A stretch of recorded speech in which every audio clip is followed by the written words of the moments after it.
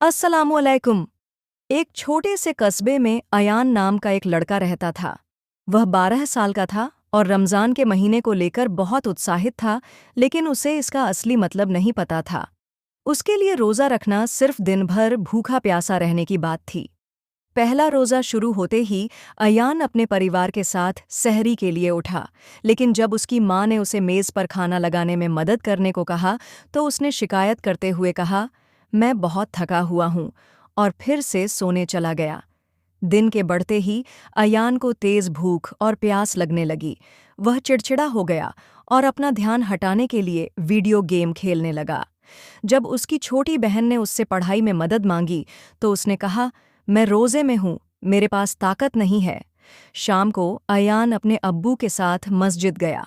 रास्ते में उसने एक बुजुर्ग को देखा, जो फटे पुराने कपड़ों में सड़क किनारे बैठे थे। उनके पास इफ्तार के लिए कुछ भी नहीं था। अयान ने उन्हें देखा, लेकिन कुछ नहीं कहा। मस्जिद में इमाम साहब ने इफ्तार से पहले एक तकरीर दी। उन्होंने कहा, रमज़ान सिर्फ भूखे रहने का नाम नहीं, बल्कि सब्र, भलाई और ज़रूरतमंदों की मदद करने का महीना है। अगर हम रोज़ा रखकर भी अपना अखलाक, व्यवहार नहीं सुधारते, तो हम असली मकसद से दूर हैं। अयान को अपनी गलतियों का एहसास हुआ। उसने अपनी माँ की मदद नहीं की, अपनी बहन की बात टाल दी और उस गरीब बुजुर्ग की कोई परवाह नहीं की। उसने फैसला किया कि अब वह बदलेगा।